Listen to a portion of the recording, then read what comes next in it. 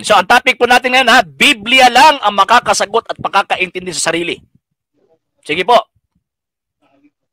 At yan po yung paniniwala ni Mr. Soriano di ba? Mr. Silva. I-change po natin itong i-change po natin itong name po niya para at least hindi po ito auditor Okay, tika po muna. Sige. Sige po. So, ang topic natin ngayon is Biblia lang ang makakaintindi at makakasagot sa kanyang sarili.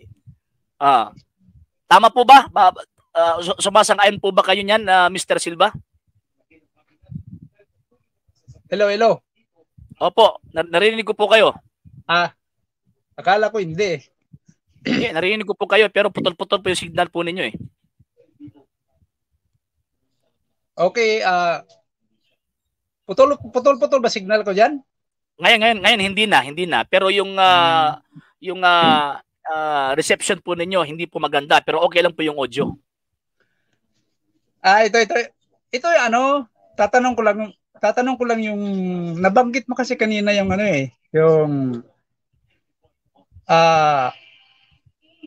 yung huwag gagawa ng larawan, para sa iyo. Tapos sabi mo, hindi yun ang ang sinasabi ron, hindi yun ang larawan ng mga banal na bawal, hindi yung larawan ni Maria o ng mga apostol. Tama ba yun? Opo. Kasi at that time, wala pa pong mga imahe ng mga apostol at ng Mahal na Birheng Maria at that time. And karong-karo po yan sa nakasulat sa Exodus chapter 32, na yung pinapatungkod dyan sa Exodus chapter 20, refer po yan sa yun, yung golden calf. Yan pagkatapos 1 King chapter 11 verse 33, yung Moloch, Astaroth. Pagkatapos Isaiah chapter 40 verse 1 is refer po yun kay Baal. Wala po sinabi dyan na imahe ng mga banal. Pero wala rin sinabi diyan na gagawa ng imahe ng mga banal. Non-sequitur po yan Bakit po? Kasi particular po yung tinatawag ng pagbabawal. Meron pong binanggit ang Panginoon na particular rebulto, particular image na ipinagbabawal po niya. Pero yung mga bagay na hindi po niya ipinagbabawal, kahit na nga yung mga unang mga bayan ng Panginoong Diyos, gumawa po sila di ba? Ezekiel chapter 41 verse 18 to 19, may imahin pa ng leon. May imahin pa ng tinatawag na mga anghel. At saka yung leon na yon, yung imahin ng leon na yon, nagre-refer po yan sa imahin ng Panginoong Jesucristo. Yon. Yun bang mga imahin doon sa loob ng templo na sinasabi mo sa Ezekiel, lumuluhod sila doon sa harap noon? Hindi. Ay, sabi ng banal na kasulatan, pag magsasamba sila, nakaharap sila doon sa altar ng Jerusalem. At ang altar ng Jerusalem, meron pong mga imahin, mga rebulto ng mga anghel yun. Saan yun? Anong sitas yun? Josue chapter 7 verse 6. Pwede. Nakaharap. Basahin mo na. Nakaharap si Josue doon sa kaban ng tipan. At ang kaban ng tipan, Exodus chapter 25 verse 18. Yun lang. Kaban ng tipan. Anong yun lang? Kaya siya lumuhod, kaya siya nagpatira pa dahil sa kaban ng tipan. Ang tinatanong ko, yun bang mga imahe doon sa loob ng templo na sinasabi mo? Hindi, ako muna. Pambihis, wala singitan. Teka muna. Ano po ba ang nandyan sa kaban ng tipan? Di ba may rebulto ng kerubin? Ang nasa kaban ng tipan, ang nasa loob noon ay ang tipan. Hindi naman tipan nga, di ba? Pero yung ano ba, yung nilalagyan, yung kaban mismo. Yung kaban mismo, di ba, may rebulto ng kerubin? May rebulto kerubin, decoration lang 'yun. Hindi naman decoration. Hindi naman Ayos. So, ibig sabihin, sumasang-ayon ka na ngayon na si Josue, sumasamba siya sa Diyos, nakaharap siya sa rebulto. Mali ka yan. Hindi ako sumasang-ayon. Wala. So, sumasang-ayon ka na nga eh. Hindi. Mali. Sumasang-ayon ka na nga eh. Ay, wag mo nang ilis. Wag mo nang ilis. Mali yung pagkaunawa mo. Wag mo nang ilihis yung argumento kasi ayun meron na tayong meron na tayong tinatawag di ba? Nakaharap doon sa kaba ng tipan. Teka muna. Nakaharap doon sa kaba ng tipan. Pagkatapos ang kaba ng tipan, merong rebulto ng mga kerubin. So ang issue dito, bawal ba ang pagsamba nakaharap doon sa rebulto? Ay hindi. Bakit po? Kasi mismo si Josue nakaharap. Okay, ang hinahanap nyo po is yung tinatawag na templo. Sa Salmo 5:7. Babasahin po natin sa Salmo 5:7. Tingnan natin ha. Okay, yon. Sige, tingnan natin ha. Salmo 5:7. Tingnan natin. Okay. Sige po ha. 5:7. Ito po. Okay. Lilipulin nyo. Okay, 7. Ngunit dahil sa pag-ibig nyo, makakapasok ako sa banal nyong templo at doon ako'y sasamba ng may paggalang sa inyo. Ano po ba ang nasa loob ng templo? Okay. Pumapasok siya at sasamba siya. Tignan mo na. Sasamba po siya. Ano po ba ang nasa loob ng templo? Okay, babasahin po natin. Para at least maintindihan po ito ni maintindihan po ito ni Mr. Tinatawag na Silva eh. Ano ba ito? Ano yung pangalan niya kanina? Tingnan natin. Sige. 1 King chapter 6, babasahin. Ano yung nasa loob ng templo? Ha? Ano yung nasa loob ng templo? Okay, 1 King. Okay, 1 King chapter 6. Teka po muna. Okay, asan na ba 'yun? Nawala, ha? Okay, 1 King chapter 6, titingnan natin. Chapter 6 verse 13. Tingnan natin, ha? Okay. Ano ba yung nasa loob ng 15 pala. Mag-uumpisa sa 15. Okay, 15 then 29. Okay. Ang dingding sa loob ng templo ay natatakpan ng tablang sedro mula sa sahig hanggang sa kesame.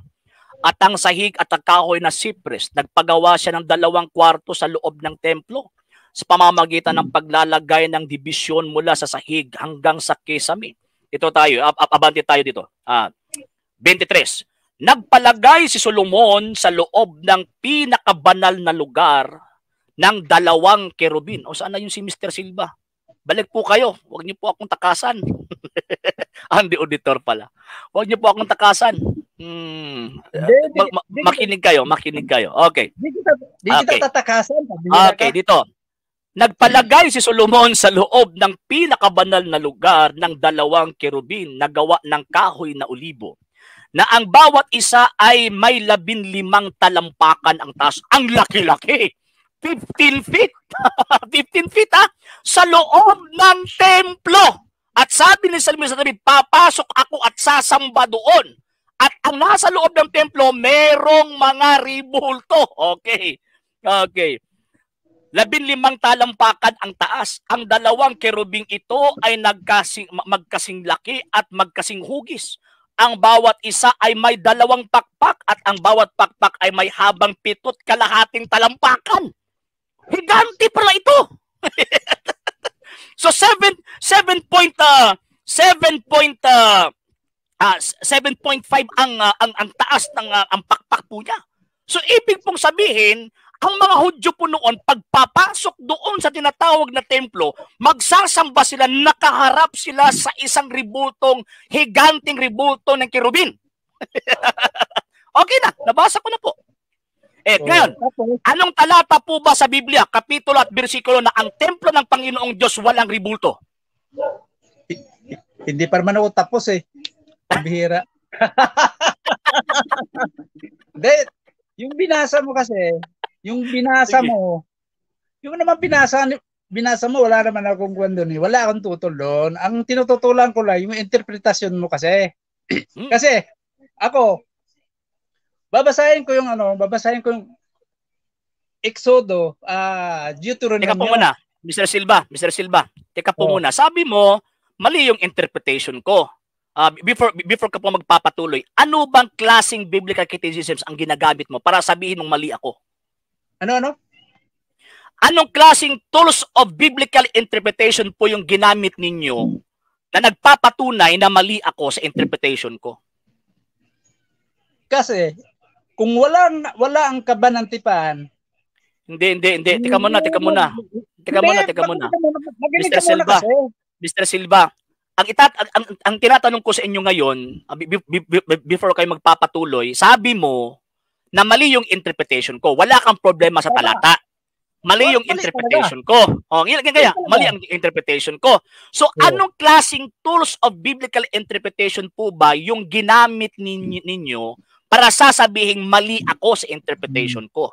Mali. Kasi hindi lumuhod si Josue dahil sa revolto ng Kirubin. Dahil yun sa kaban. Iba yung tanong ko. Ang tanong ko yung tools of interpretation ba? Ano yung ginagamit mong tools of interpretation na nagpapatunay na mali ako sa sinasabi ko? Yun nga yung Hindi, wag mo ako pasusundin sa gusto mo kasi magkaiba tayo ng Hindi. Kaya nga po, magkakaiba nga tayo ng pagkakaunawa. Bakit po kasi, teka muna Mr. Silva. Magkakaiba po tayo na teka muna, yes, makikinig ako sa iyo. Walang problema, makikinig ako sa iyo. Sabi mo kasi pinaparatangan mo ako na mali yung interpretation mo, sabi mo, di ba? Mali yung interpretation ko. So ngayon, kaya nga tinatanong kita kasi meron ka ng judgment Siyempre, meron kang basis. Ano yung klaseng tools of biblical interpretation na ginagamit mo para sasabihin mali ako sa interpretation ko? Hindi ako gumagamit ng tools na katulad ng ginagamit mo. Hindi naman tayo pareho ng Ano yung basis mo na mali ako? Na hindi ka naman pala gumagamit ng tools of interpretation? Kaya nga mali ka. Mr. Seno. Teka. So ibig sabihin pala, yung sinasabi mo pala kanina na mali yung interpretation ko, baseless pala yung sinasabi mo. Opinion mo yan. Ay hindi, ikaw nga yung nag-opinion nito kasi hindi ka gumagamit ng tools of interpretation Hindi, opinion mo nga yan Ako, ang ginagamit ko rito, na tools of interpretation is yung historical and textual criticism. Kaya nga, nagpe-present ako historically according sa nakasulat. So, ang sa inyo ngayon, sabi mo kanina na mali ako. So, kaya tinatanong kita, ano yung basis? Kasi, pagsasabihin mo kasi ng isang tao mali, dapat meron kang basis. So, sabi mo ngayon, mali ako. Then, pagkatapos sabi mo, wala kang ginagamit na tools of interpretation. So, ibig sabihin, yung sinasabi mo pala, baseless pala yun. Hindi baseless yun. Hindi baseless. Kasi, dito rin sa nakasulat sa Biblia, ito ang ginagamit ko. Ito kakamitin ko. Teka muna.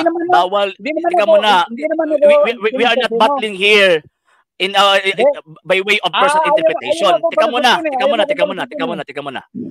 Walang matututunan yung mga nakikinig po rito. Walang natututunan kung ang ibibigay mo lang is yung opinion nyo. Wala kayong pagkakaiba ni Mr. Alinton So, ang simple lang yung tanong ko po yung tools of interpretation na ginagamit po ninyo. Ako, meron po akong tools of interpretation, kaya nga po, meron po akong mga basis Meron po akong mga basis. Ngayon, sabi mo, mali ako. Teka muna. Sabi mo, mali ako sa interpretation ko. We are talking here about our interpretation. We are not talking here about our opinion. Opinion mo yan, di ba? Sinasabi mo kanina. Kaya nga, hinihingian kita ngayon ng biblical tools of interpretation para sasabihin natin na tama yung accusation mo na mali yung interpretation ko. Pagbasahin mo kasi ako. Ayaw mo ako pagbabasahin Mamaya, pababasahin kita mamaya. Walang problema. Bigyan mo muna ako, aminin mo muna na the fact na wala kang ginamit ang biblical tools of interpretation. So, ibig sabihin, yung accusation mo na mali yung interpretation ko, baseless yun. Mali ka, hindi baseless. Anong biblical interpretation yung ginagamit mo? Sige nga po. Bigyan nyo nga po ka ng biblical interpretation. Kasi meron po ito eh. Babasahin ko nga eh. Hindi. Magiging opinion lang po yan eh. Teka muna. Meron pong textual criticism, philological criticism, historical criticism, form criticism, source criticism, reduction criticism, structure criticism, rhetorical criticism. Ano yung ginagamit mo dito? Saan mo binabasa yan? Teka muna, tools of interpretation nga eh. Mga scholar. Yung mga Bible scholar yung ano natin dito para hindi mangyari na personal opinion lang yung ginagawa natin dito. Kasi pag personal opinion, teka muna, pag personal opinion kasi yung labanan rito, hindi tayo matatapos. Dapat meron tayong goal dito, meron tayong objective kumbaga. Ano yung tools of interpretation na ginagamit mo para sabihin mo na mali ako kasi sabi mo hindi basis yung paratang mo eh. So ngayon, bigyan mo ako ng tinatawag na, kahit isa lang, tools of interpretation, biblical interpretation na para sabihin mong mali yung interpretation ko. Biblical interpretation ang gusto mo, ito nga Biblia eh, babasahin ko eh. Pero yung biblical interpretation nga, makinig ka kasi muna. Yung tools na sinasabi mo, hindi ako naniniwala dyan. Ganun po ba? So ibig sabihin, ibig sabihin, opinion nyo lang yung mga binabasihan nyo pag mag-i-interpret kayo. Yung kasing binabasa mo, hindi naman galing. Teka muna. Teka muna. So ibig sabihin pala, hindi. Ibig sabihin pala, yung ginagawa pala ninyo na pagbabasa ng Biblia kasi hindi kayo gumagamit ng tools of interpretation eh. So ibig sabihin, opinion nyo lang pinapaganap nyo po dyan. Hindi. Kung hindi opinion nyo, ano yung ebidensya ninyo na tama yung interpretation ninyo?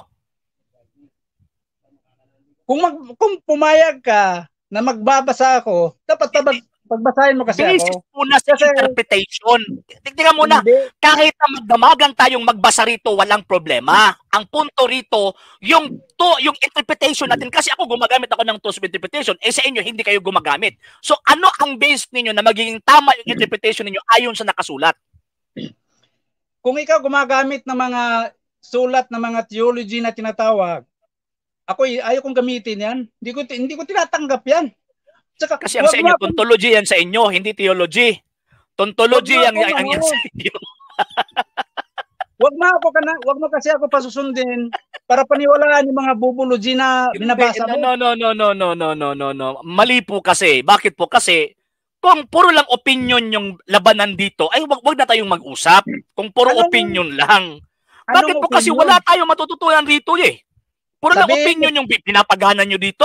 Itong mga nanonood na nandito, walang matututunan sa atin kasi puro lang opinion ang labanan. Di gamitin mo yung katuwiran mo. Hindi. Walang problema ang paggamit ng katuwiran. Ang punto rito, yung basis ng interpretation natin sa nakasulat sa Biblia. Kung hindi mo gusto yung katuwiran ko, di yung katuwiran mo, ipataas mo. Hindi. Discussion ito eh. Discussion ito, Mr. Silva eh. Discussion ito, Mr. Silva. Gusto mo lang kasi, dito, Mr. Silva, tika muna. Ikaw lang magsasalita. No. Ang punto dito, Mr. Silva, klarong-klaro eh. Nagbabasa ako ng Biblia kanina, hinayaan mo ako, nagbasa ako ng Biblia. Sabi mo, mali yung interpretation mo. So, meron ka ng judgment na mali yung interpretation ko. So, kaya nga, tinatanong nga kita, kung ano yung tools of interpretation na ginagamit mo para sabihin talagang mali ako. Sabi mo, wala kang ginagamit. So, ibig sabihin, baseless pala yung sinasabi mo na mali yung sinasabi ko o yung interpretation ko. Sabi mo, hindi, mayroong basis. Ano yung basis mo na sinasabi na mali ako? Anong klaseng interpretation yan? Nasa Biblia naman eh. Hindi, kaya nga, nasa Biblia na pinag-uusapan natin dito, dapat meron tayong gagamitin as standard basis para magkakasundo tayo. Biblia nga standard, Biblia, hindi yung binabasa mo. Bakit mo naman hindi ito nakakaintindi? Hindi ko sinabi na standard ang Biblia. Ang sinabi ko rito, yung standard interpretation ayon sa nakasulat. 'Di ba? Ito yung sinasabi ko dito mga kababayan, mga kapatid. ito yung sinasabi ko dito. Pag ang papasok, kung sa kuan pa, sa lapis pa, wala ganit takal.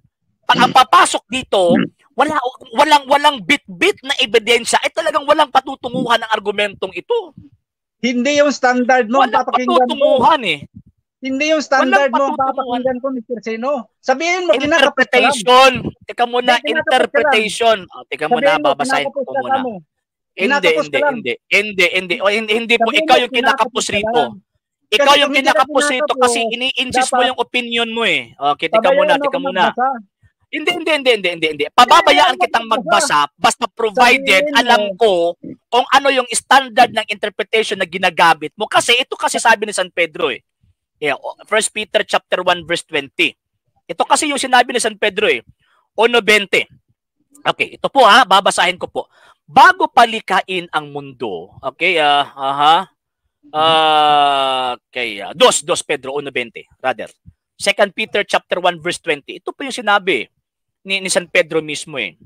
Okay, ito po higit sa lahat dapat ninyong tandaan na ang lahat ng isinulat ng mga propeta sa kasulatan ay hindi ayon sa sarili nilang interpretasyon. So ngayon, para iwasan natin yung sariling interpretasyon, so ano yung basis natin sa interpretation? Para wala yung sariling interpretasyon. Sasagot ako. Opo. O yan. Binasa mo yung sinabi ni Apostol Pablo na hindi ayon sa sariling interpretasyon. Alam mo, Mr. Seno, yung binasa mo, kayo mismo tinatamaan eh. Kayo ang nagbabasa, tapos kayo rin ang umuunawa ng binabasa nyo. Kayo ang mahilig gumamit ng sariling interpretasyon. Basis. Hindi ako. Basis. Ano yung basis? O, ito. Kaya ako sinabing kayo ang mahilig gumamit ng self-interpretation. Hindi. Teka muna. Bigyan mo ako ng basis na tama yung interpretation mo para maiwas tayo doon sa self-interpretation.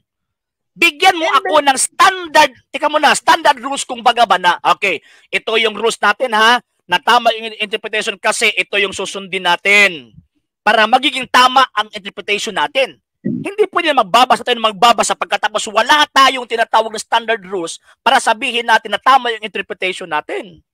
Sige po, bigyan mo ako ng tamang standard rules natin para sasabihin natin na tama ka o mali ako. Sige po. Standard ko Biblia. O ano? Rules. Standard? Anong rules? Hindi pa naman rules para maiwasan natin yung personal opinion and interpretation.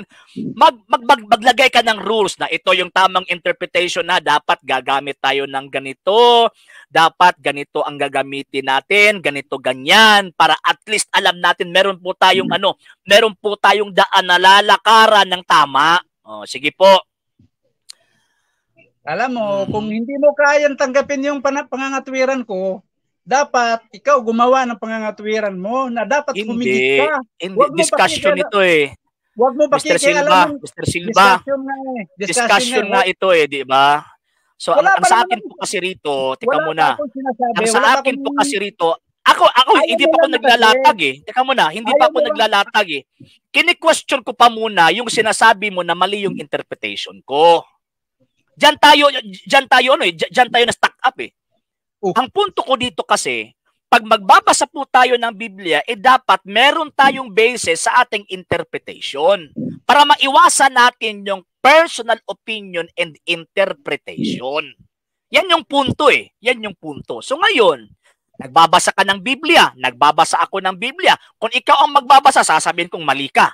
Kung ako ang magbabasa, sasabihin mong mali ako. Ngayon, maglagay nga tayo ng yung standard rules na gagamitin natin para magiging tama yung interpretation natin. At least, yung mga nanonood rito, meron po siyang meron po silang magiging malaman patungkol po sa tinatawag na argumento natin. Para hindi po masaya yung oras po nila. Sige, bigyan mo ako ng rules. Standard rules. Sige nga po. Yung tamang interpretation sige po. Ano tamang interpretation? Paano malalaman kung tama kung hindi magbabasa? Ang bihira. Sabihin mo, nahirapan ka lang kamo. Nahirapan ka lang. Ikaw ngayon nahihirapan rito eh. Bakit mo kasi, ayaw mo na, ako Mr. Silva, hindi ko po kasi gusto na ano dito eh. Hindi ko po kasi gusto dito na magiging sayang lang yung oras po natin. Hindi, kung ganun lang naman actually, itong usapang ito po kasi, itong usapang ito po kasi, dapat ito, battle of facts po ito. Hindi po battle of opinion. Di ba? Bakit po kasi kung opinion lang yung pagbabasihan natin, ang mangyari dito, walang kabuluhang usapang ito. Parang nagkikipag-ano lang po tayo rito. Ang punto ko po dito, Mr. Silva, is klarong-klaro po yan eh. Yung tinatawag na rules, yung lagda po natin yung lagda na meron pong tinatawag na klarong rules na ito yung tamang interpretation para sasabihin natin na tama ka, mali ako, or tama ako, mali ka. Meron akong basis. Pero kung puro lang opinion ay talagang wag na po tayong mag-usap. Alam mo, Mr. Sino, yung business mo kasi galing sa tao eh. Kaya mahirap tanggapin yan. Galing sa tao. No. Remember na ang Biblia, Word of God written in the Word of man. So, ibig sabihin, dapat po tayong susunod sa lagda. Susunod sa rules kung paano ito isinulat, kailan isinulat, bakit isinulat, sinong audience. Yan po yung punto ko. Yan sinabi mo kanina, dapat nasa Biblia lang ang sagot. Hindi. Bakit gusto mo akong sumunod sa gusto mo na rules? Wala po akong sinasabi rito na gusto sumunod ka sa akin. Kaya nga po ikaw yung hinihingian ko eh. Ikaw yung hinihingian ko yung rules natin para maging sasabihin po ng mga nanonood natin rito na tama yung interpretation natin. Naalala mo ba yung sinabi mo kanina na sa Biblia lang talaga tayo mag-uusap? Yung gusto, bakit din nagbago na? Bakit nagbago na? Mali. Wala akong sinabi sa Biblia lang eh. Ano ba yung sinabi mo kanina? Wala po akong sinabi. Para yan sa inyo. Bakit po kasi Bible alone lang po kayo eh. Kaya nga po, tinatanong ko po kayo ngayon, yung rules natin, paano i-interpret yung Biblia. Yan po yung point eh. Wag mong ilihis eh. Wag mong bigyan ng ibang kahulugan yung mga sinasabi ko rito. Ang punto ko lang rito, hindi pwede na magdi-discuss tayo puro lang opinion kasi walang patutunguhan yung discussion natin. Ang punto rito, meron tayong tinatawag na rules na susundin para at least alam ng karamihan, alam ng mga nanonood rito na itong interpretation natin tama o hindi. Yun yung punto. Nasa Biblia nga ang sagot dyan. Nasa Biblia, hindi doon sa sinasabi mo. Ang Biblia yung basis natin. Tika muna, ang Biblia yung basis. Yung interpretation natin, baka tayo yung nagdi-discuss dito. Ano yung rules na paano natin i-interpret yung nakasulat? Yan yung punto eh. Hindi naman kasi Mr. Sino, hindi ina-interpret ng sarili yung Biblia. O kaya nga naghihingi ako sa inyo ng rules para ma-interpret natin ang Biblia na para hindi sa ating sariling opinion. Sige nga, bigyan niyo nga ako ng rules. Yung kung may rules ka na tinatawag, ako hindi ko ginagamit yan. Ikaw ang tinatanong ko ngayon. Ikaw ang hinihingian ko ngayon. Kasi hindi mo tatanggapin yung rules ko eh. Ikaw yung hihingian ko ngayon. Ibigay mo nga sa akin, bigyan mo ako ng rules. Rules. Na tama yung interpretation natin. Sige nga po. Yan ang hirap kapag naiipit na eh. Naghahanap na ng dahilan. Naghahanap ng dahilan para hindi matuloy ang usapan. Sige po. Sige, i-extend na lang natin ito tomorrow kasi lampas na po ako eh. Ito yung sinasabi ko. Walang patutunguhan ang usapan. Kung ang papasok, tika muna. Kung ang papasok ay talagang puro lang opinion. Wala naman. Pasensya na po ah. Sige po. Bibigyan lang po kita ng Bibigyan lang po kita ng tinatawag na 2 minutes para tapusin niyo po yung mga sinasabi po ninyo. Sige. Ganito sana. 2 minutes. Okay.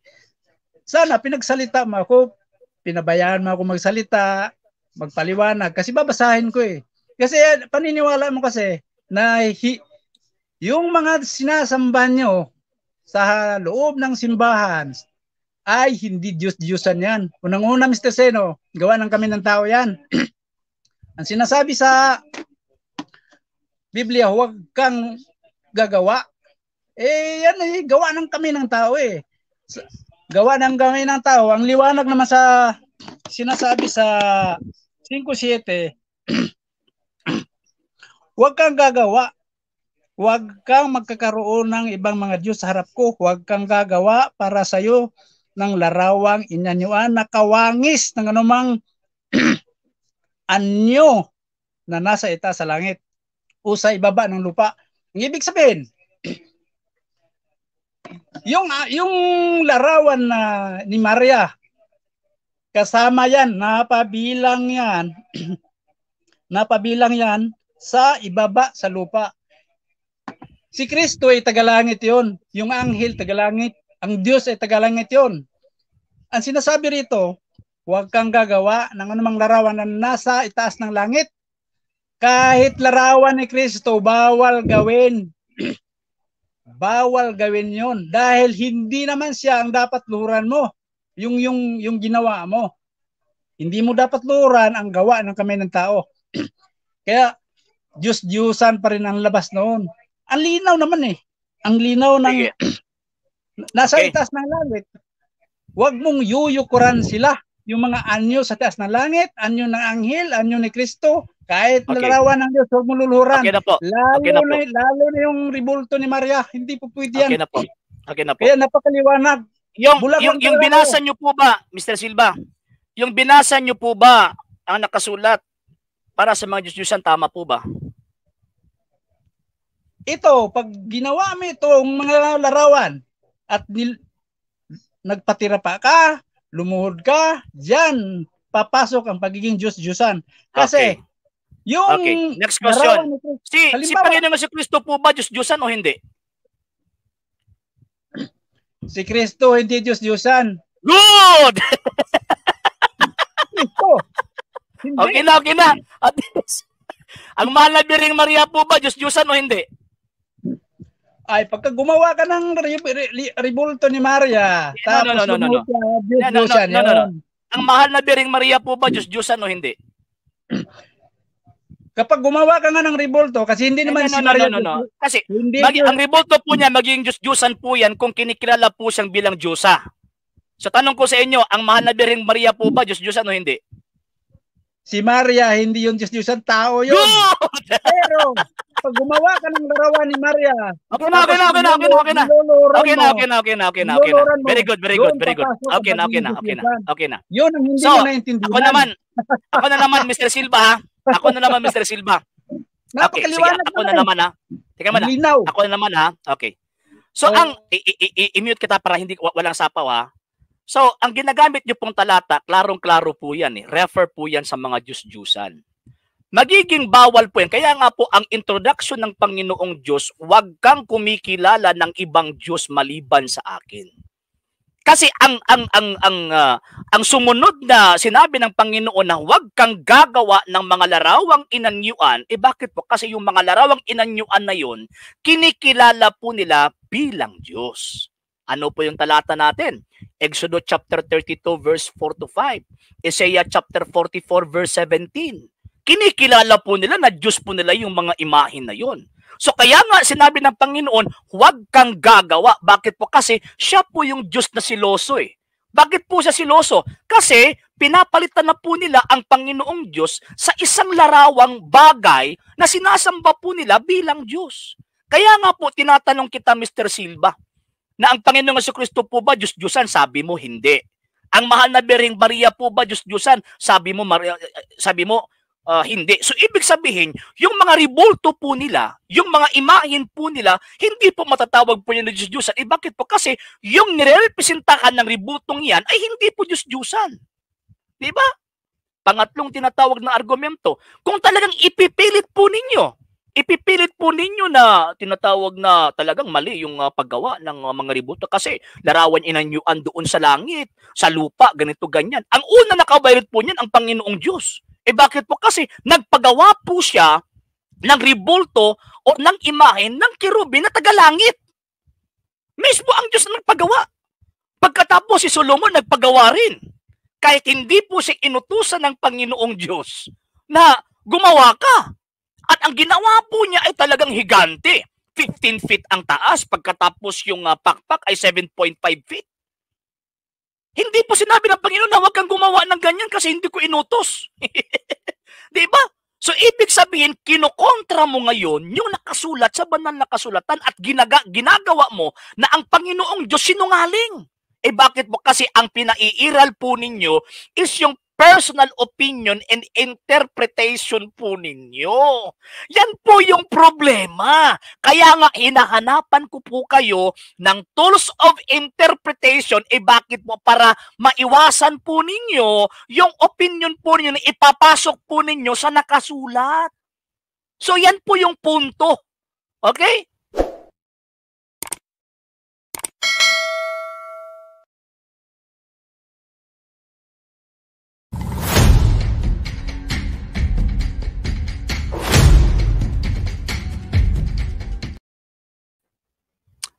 Maayong adlaw kaning tanan. Ano sab kita kining inyong atuang programa sa TV Apolia Punto Argumento gipanguluhan ug gipangunahan sa Catholic Apology International. RJ Seno inyong igsuon sa pagtuang Katoliko uban ko ninyo sa kadali lang nga panahon aron na panagisugod sa mga butang nga may kalambigitan sa atong pagtuong Katolika. So natay tawag ining tagaan og reaksyon mga higalag mga igsuon kay kita nako unsa ba gina sila kining tigtudlo may tungod sa Biblia or tawag ining murag mga artista.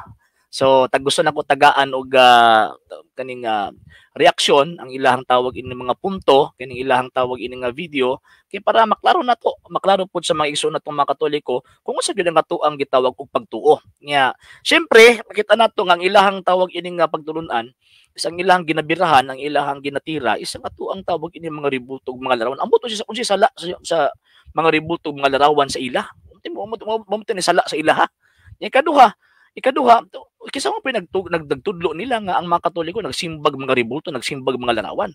So para dita magtawag ining magdugay, so ato ning pamation ning tawag ining usa sa mga artista nila. Nya kumpiyansa ta, dito mo kumpiyansa ning mga tawahan na kay basig madala ta silang pagka-artista. So ato ning usa-usahon ning pagtubag ning ilahang tawag ining mga punto. 2024 karon, na ako'y pangutanan nimo. Tinuod ba ginang Ginoo nga imong gilagaran karon? Yes, sakto kayo. Kining Ginoong ug Dios nga gialagaran sa simbahang Katolika, tinuod gyud ni ngano man kay mao man ni ang gitudlo nga Dios sa balaang kasulatan. Ang Amahan, ang Anak ug ang Espiritu Santo. And at the same time, ningon ang simbahang Katolika, now this is the Catholic faith, we worship one God in the Trinity and the Trinity in unity. So wala mi laing giilang nga Dios. Nya, so nga pangutana og tawag ining tinuod ba nga Dios ang amuang gituohan? Yes, ang problema kanang inyo. Kanang inyong Diyos. Abi ninyo nga no, tungod sa hinungdan nakagawas mo sa iglesia gitukod sa Dios mismo. So but pasabot nagtuo og nag-ilam og laing Dios gawas sa Dios nga nagtukod og iglesia nga mo nang gipasakupan sa mga Katoliko karon. Ug basin sa kas mga nalimbungan ni Satanas.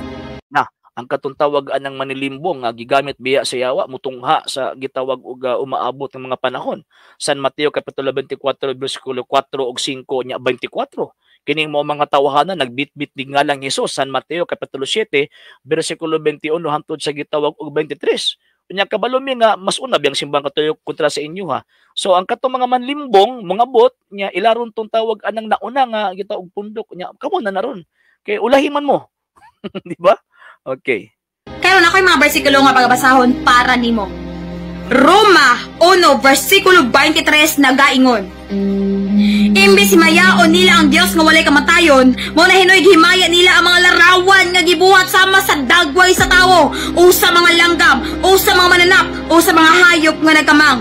Tungod niini, gipasagdan na lang sila sa Dios diha sa malaway nga tinguha sa ilang kasing-kasing, o gibuhat nila ngadto sa usag-usa ang salawayong mga butang. Gipulihan nilang bakak ang kamatuoran mahitungod sa Dios, ug mao'y ilang gisimba o gialagaran ang binuhat sa Dios imbes ang magbubuhat nga mauuntay angay daygon hangtod sa kahangturan. Okay. Pagka nindot yung pagkabasa, usa man nasuko ba ni or tawag ining kwan, nasuko ni or nangasaba. So, gibasa niya ang Roma Kapitulo 1, versikulo 21 hangtod sa gitawag og 23. Refer man na sa mga Romanong pagano. Dili man na refer sa Romano Katoliko. Nya at the same time, kanang mga larawan na gisgutan din na San Pablo, refer man na sa mga Diyos-Diyos sa mga Romanong pagano. Like Saturno, like Diana. Mo man ilang mga Diyos-Diyos kanadto kanang larawan o ributo na Jupiter, ributo sa gitawag og mga emperador. Wala man nag-refer dito sa gitawag og imahen sa mga santos. Mabitaw kung sabton gid ninyo, labi na kining naa sa video na to karon, kung sabton gid ninyo ang tawag ining giingon ni San Pablo, giilisan nila ang Diyos. Imbis ilagaran nila ang tinuod nga Diyos, ilang giilisan og bakak nga Diyos. Imbis alagaran nila ang kamatuoran, ilang giilisan og kining gitawag og bakak. Nganuman, kay 1 Corinto Kapitulo 8, versikulo 4, ang Diyos nagrepresentar man ka ng mga butang nga dili tinuod. So question, kini ba mga ributo sa simbahang Katolika nagrepresentar ba butang di tinuod? Dili. Nganuman, kay kini mga ributong na simbahang Katolika nagrepresentar ni og tinuod. So ambot pasawot dili ni gitawag og Diyos-Diyos. Ikaduha nga tawag ining punto. Again ha, balik-balik ko na mo na ha. Ang tawag ining pagtuo sa simbahang Katolika, now this is the Catholic faith, we worship one God. Usa lang ka Dios ang among gitawag og gituuhan og gisimba. O kung pasangin lang ninyo nga nagsimba mi anang mga larawan nga amo ang Dios para maigo mi ang Roma Kapitulo 1 versikulo 21 hangtod sa 23, butang-butang na. So, delikado kay maimperno biya mo ana. Eh, di ba ang mga tao tibutang-butang 1 Corinto Kapitulo 6 versikulo 9, dili makasulod sa kagarian sa langit. Klaro na kay Igsoon, bisan dili na ko i-explain. Karon na po ko'y lain nga bersikulo nga pagabasahon para ninyo. Buhat 17 versikulo 29 nagaingon. Ugay mga anak naman kita sa Dios, paminaw igsuon. Kaya klaro na kay ni bisan dili na ko explain. Buhat 17 versikulo 29, ugay mga anak naman kita sa Dios, dili nato hunaon nga ang Dios sama sa dagway sa larawan nga bulawan o plata o bato nga gikulit pinaagi sa kahanan sa tao. Wala na isipa sa Dios ang panahon sa iyang pagkaignorante. Apan karon gisugo niya ang tanan sa paghinulsol. Nya kinsa mo pinagtudlo po ninyo nga ang Katoliko gipakasama namo ang Dios diya sa larawan? Diferensyado. Why pagtulunan ang Santa Iglesia Katolika, Apostolika Romana nga ang Dios namo gipakasama namo sa larawan? Nganong man kay again ang among Dios ang ila naa sa langit wa mipilit di sa ribulto. Pero nganong naa may mga ribulto tungod kay ang mga gilarawanan ana na ay koneksyon sa Dios ug na ay koneksyon kang Ginoong Jesucristo. So tama ang inyong tawag anang gibasa pero gibiniltuldon ninyo sabot ang nakasulat. Ang gipunting ni San Pablo, ana nga gitawag og panahon sa buhat Kapitulo 17, refer na dito sa gitawag og mga pagano, refer dito sa mga Diyos-Diyos, wa na sa nagunahuna sa ribulto sa mga santos. Gani, bisan gani sa Hebrew Kapitulo 10, gisgutan niya tong imahen o ribulto sa gitawag mga kirubin. So buti pasabot si San Pablo, kabalo mo distinguish unsay butang balaan ug dili balaan. Katong butang balaan wa man niya gisaway. Same ani mo ang mga butanga, same ani mga ribultuha. Ang iyang gisaway kadtong gitawag og mga Diyos-Diyos nga naman kay pagtag Diyos-Diyos manggod kanang mao mga butang nga giilang Dios. So man ang giingon ni San Pablo din nga tawagan ang gipakasama nila sa larawan. Eh katawa man ta nagpakasama sa Dios sa ato ang gitawag mga ribulto. Nga naman kabalo man ta mo distinguish unsay gitawag og ribulto ug unsay tinuod nga Dios. Kung ba ito mag-ampo mi at ako kinang balik-balikon, amahan na mo, nakasalangit.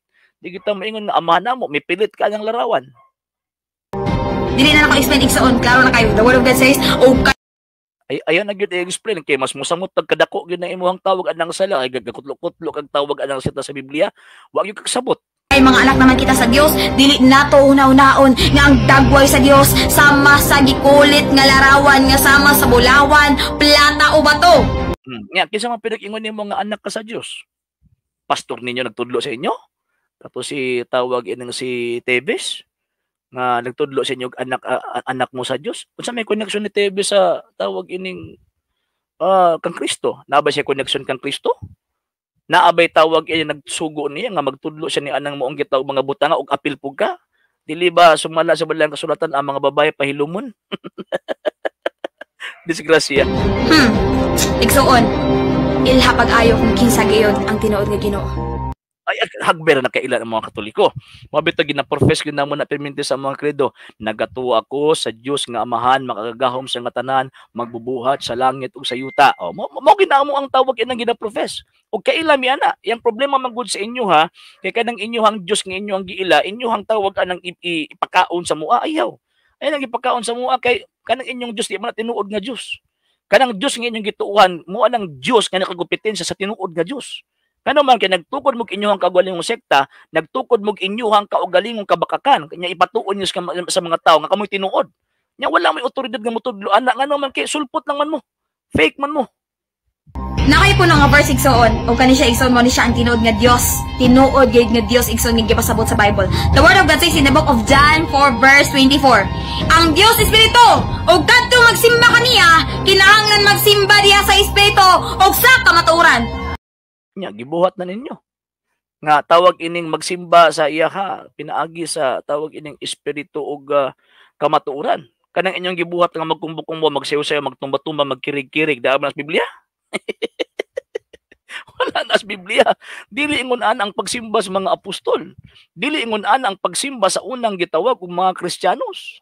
So kanang inyong gibuhat is buluhaton man na or tawag anang giimbento man na sa mga sulpot na kanang kigupitensya sa tawag ining iglesyang gitukod sa Ginoong Jesucristo. So di ba? Oh, sige continue na to. Nawangutan ako. Na ba espiritu nga makita? Wala. When we say spirit, dili gina siya makita igsoon. So klaro na kayo. So tama bitaw. Tama nga ang espiritu dili bitaw gitawag og makita, pero hinumduman nato nga ang Ginoong Jesucristo nat nahimong tao. Kinahimo man siyang tao, nakita siya. Kaya nakita man siya, niya nagtudlo siya magsimba ka sa espiritu kamatuan. So ang abot pasabot, simbahon na to ang tinuod nga Dios nga di na to ihambing sa gitawag og mga butang. Oh, so mo na kami mga Katoliko na ami aning gitawag og mga larawan na tungod na sa tinuod nga Dios. Dili tungod kay mao ni ang amo ang giila nga Dios. Okay. So, hallelujah. Hallelujah. Igsoon ga-mention ko mga verses diha. Ikaw na bahala mo pakli sa imong Bible ana ug i-meditate pag-ayo para dili ka mabutahan ni Satanas, okay? Wala gyud nas balaan kasulatan nga kung magbasa ka, mag-meditate ka niya para pagkahuman imuha pamalandungan nga tama ba na imong gibasa o dili. Inumduman nato, madama, inumduman nato na ay responsable nga gisugo ang Dios nga tawag ining magtudlo mahitungod sa iyahang gitawag og pulong. Ug kanang maong mga tawhan na mga pari, wa mo'y labot. So, pag kami magbasa bigbalaan kasulatan, magbasa mi sa Biblia, gawas ka nami meditation, naapoy mo tudlo namo. Kaya para sigurado gid nga dili mi mahiwi. Kaya kung mahiwi mo, magsabot-sabot mo inyuhang tawag ining kaugalingon sumala sa gitawag nakasulat sa balang kasulatan basig maigo mo atong Ginoong San Pedro. Kay kining mao mga tawhana gituis nila ang tawag ining mga nakasulat nga mo ay magdala kanila, magbitbit kanila ngadto sa ilang kaugalingon kalaglagan. Di ba? Kamo may nagtuis sa balaang gitawag og kasulatan mo na mga higalag mga igsoon. Nga Katoliko, bantay-bantay mo aning maong gitawag og mga tawhana kay kining mao mga tawhana kusog kini mga linla. Panggamiton ang tawag ining mga butang, gamiton pang Biblia aron ta ilaron. So mo na magbantay-bantay ta kay delikado kung ang atong kalag maadto-adto nila ngano man kay mga tawhana na sige saad-saad og tawag ining kaluwasan mura pug tawag ining Kristo. Magsaad og kaluwasan. Pero ang problema, nanabay na luwas nila. So, kato lang una, so manang magbantay ta sa ato ang tawag ining palibot, magbantay ta sa pagtuo kay ang yawa naghulat ra na anus atan la gitawag og atukbon. Dili lang na kutob, Ave Maria, Viva Cristo Rey.